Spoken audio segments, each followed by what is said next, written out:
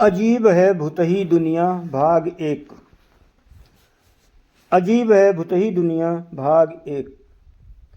भादों का महीना, काली अंधियारी रात, कभी कभी रह रहकर हवा का तेज झोंका आता था और आकाश में रह रहकर बिजली भी कौंध जाती थी।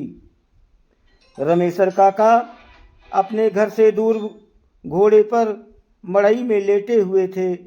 रमेशर काका का होठा गांव से थोड़ी दूर एक गड़ई यानी तालाब के किनारे था। गड़ई बहुत बड़ी नहीं थी, पर बरसात में लबालब भर जाती थी और इसमें इतने घास फूस उग आते थे कि डरावनी लगने लगती थी। इसी गड़ई के किनारे आम के लगभग 5-7 मोटे मोटे पेड़ थे। दिन में जिनके नीचे चरवाहे गोटी या चिक्का कबड्डी खेला करते थे और मजदूर या गांव का कोई भी व्यक्ति जो खेत में घूमने फिरने या खाद आदि डालने गया होता था, आराम फरमाता था। धीरे धीरे रात ढल रही थी, पर हवा का तेज झोंका अब आंधी का रूप ले चुका था।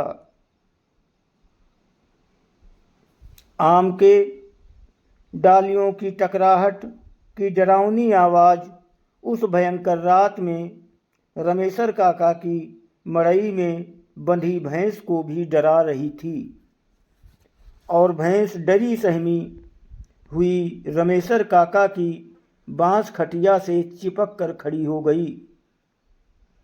रमेशर काका अचानक सोए सोए ही हट हट की रट लगाने लगे थे, पर भैंस अपनी जगह से बिना टसमस हुए सिहरी हुई डरी हुई हटने का नाम नहीं ले रही थी।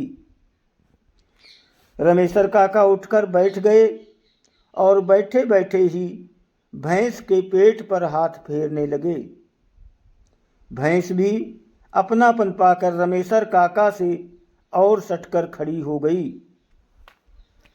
रमेशर काका को लगा कि शायद भैंस को मच्छर लग रहे हैं, इसलिए बैठ नहीं रही है और बार बार पूंछ से शरीर को झाड़ रही है। वे खड़े हो गए और मड़ई के दरवाजे पर रखे धुररहे यानी मवेशियों को मच्छर आदि से बचाने के लिए जलाई हुई आग जिसमें से धुआं निकलकर फैलता है, उसे धुररहे कहते हैं और मच्छर आदि भाग जाते हैं। पर थोड़ा घास फूस रखकर मुंह से फूकने लगे। रमेशर काका फूक मार मार कर आग तेज करने लगे और धुआं भी बढ़ने लगा। बार बार फूक मारने से अचानक एक बार घास फूस जलने लगी और मड़ई में थोड़ा प्रकाश फैल गया। उस प्रकाश में अचानक रमेशर काका की नज़र उनकी बांसखटिया पर पड़ी। अरे, उनको तो बांसखटिया पर एक औरत दिखाई दी। उसे देखते ही उनके पूरे शरीर में बिजली कौंध गई और इसके साथ ही आकाश में भी बिजली कड़की और एक तेज प्रकाश हुआ। रमेशर काका डरने वालों में से तो नहीं थे, पर पता नहीं क्यों उनको आज थोड़ा डर का आभास हुआ। पर उन्होंने हिम्मत करके आग को और तेज किया और उस पर सूखा पुआल रखकर पूरा अंजोर यानी प्रकाश कर दिया। अब उस पुआल के अंजोर में यानी लाइट में वो महिला साफ नजर आ रही थी। अब रमेशर काका उस अंजोर में उस औरत को अच्छी तरह से देख सकते थे। रमेशर काका ने धुररहे के पास बैठे बैठे ही जोर की हाँक लगाकर पूछा, कौन है, कौन है? कौन है वहाँ चारपाई पर उधर से कुछ भी प्रतिक्रिया न पाकर वे सन्न रह गए। उनकी समझ में कुछ भी नहीं आ रहा था कि अब क्या करना है। वे मन ही मन कुछ बुदबुदाए और उठकर खड़े हो गए। उनके पैर न आगे अपनी खाट की ओर बढ़ रहे थे और न ही मड़ई के बाहर ही। अचानक खाट पर बैठी महिला अट्टहास करने लगी। उसकी तेज भयंकर डरावनी हंसी ने उस अंधेरी काली रात को और भी भयावह बना दिया। रमेशर काका पर अब सजग हो चुके थे। उन्होंने अब सोच लिया था कि डरना नहीं है, क्योंकि अगर डरा तो मरा। रमेशर काका अब तन कर खड़े हो गए थे। उन्होंने मड़ई के कोने में रखी लाठी को अपने हाथ में ले लिया था। वे फिर से बोल पड़े, कौन हो तुम? तुमको क्या लगता है मैं तुमसे डर रहा हूँ? कदापि नहीं। और इतना कहते ही रमेशर काका भी हा हा करके हंसने लगे। पर सच्चाई ये थी कि रमेशर काका अंदर से पूरी तरह डरे हुए थे। रमेशर काका का वो रूप देखकर वो महिला और उग्र हो गई और अपनी जगह पर खड़ी होकर तड़पी। तू डरता नहीं है ना? बताती हूं मैं तुझे। रमेशर काका को पता नहीं क्यों अब कुछ और बल मिला और डर और भी कम हुआ। वे बोल पड़े, बता क्या करेगी तू मेरा? जल्दी यहां से निकल, नहीं तो इस लाठी से मार मार कर तेरा सिर फोड़ दूंगा। इतना कहते ही रमेशर काका ने अपनी लाठी तान ली।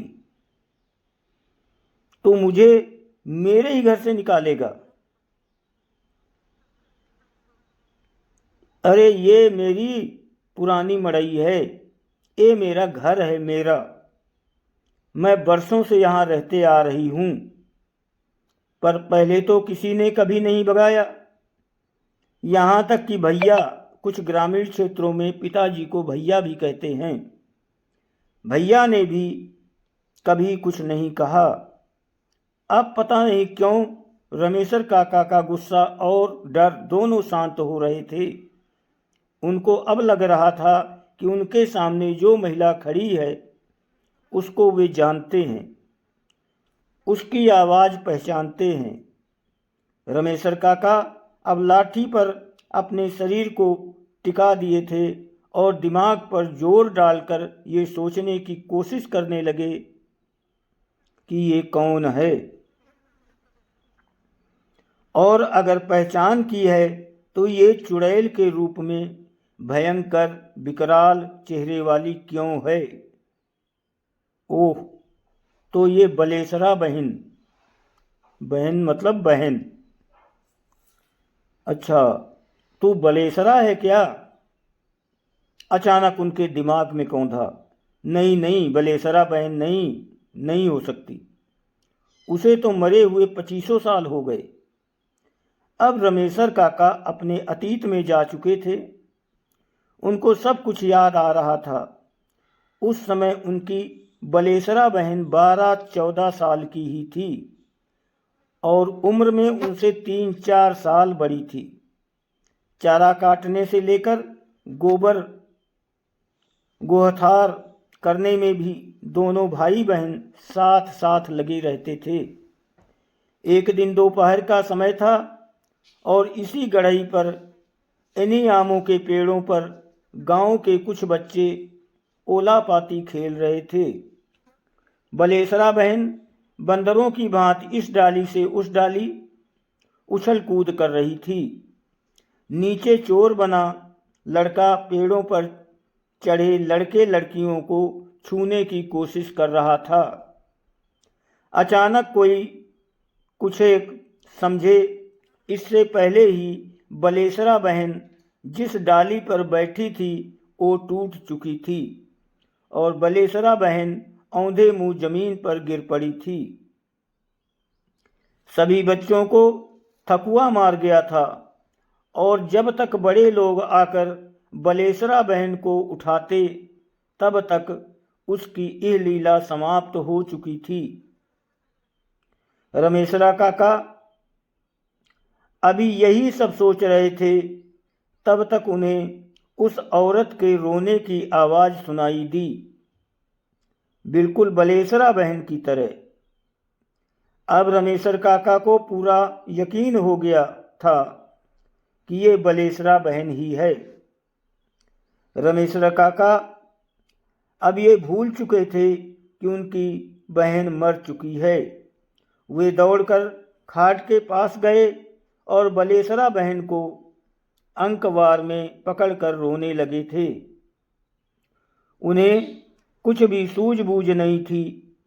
सुबह हो गई थी और वे अभी भी रोए जा रहे थे। तभी उधर कुछ लोग कुछ काम से आए और उन्हें रमेशर काका के रोने की आवाज़ सुनाई दी। उन्होंने मड़ई में झांक कर देखा तो रमेशर काका एक महिला को अंकवार में पकड़कर रो रहे थे। उस महिला को देखते ही ये सभी लोग सन्न रह गए, क्योंकि वो वास्तव में बलेसरा ही थी जो बहुत समय पहले भगवान को प्यारी हो गई थी। धीरे धीरे ये बात पूरे गांव में आग की तरह फैल गई और उस गढ़ई पर भीड़ लग गई। गांव के बुजुर्ग पंडित जी ने कहा कि दरअसल बलेसरा जब मरी तो वो बच्ची नहीं थी, उसकी अंतिम क्रिया करनी चाहिए थी, पर उसे बच्ची समझकर केवल दफना दिया गया था और अंतिम क्रिया नहीं किया गया था। उसकी आत्मा भी भटक रही है।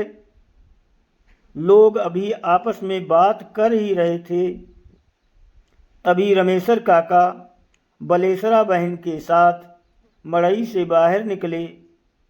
बलेसरा गांव के लोगों को एकत्र देखकर फूट फूट कर रोने लगी थी।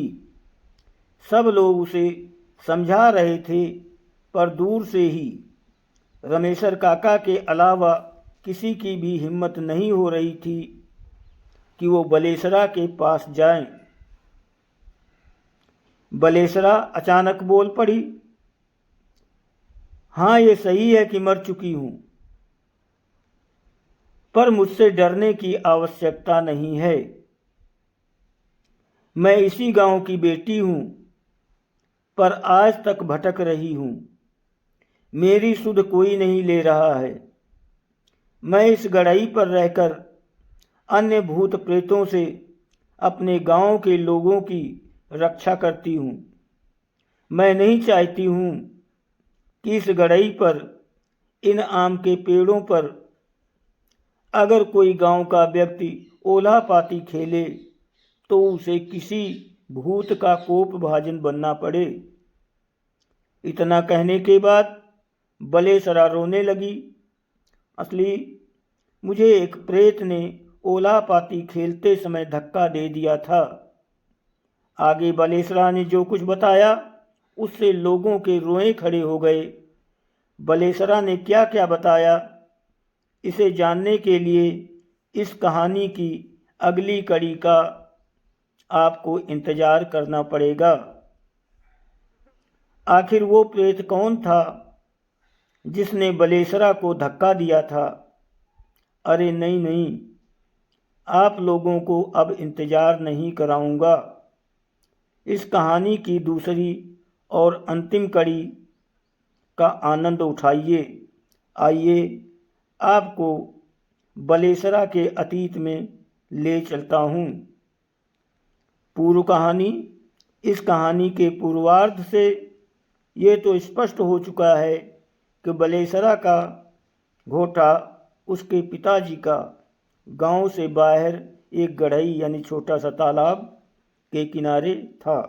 दोस्तों वीडियो को लाइक सब्सक्राइब करें, आपकी बहुत मेहरबानी होगी। आप सभी को बहुत बहुत धन्यवाद।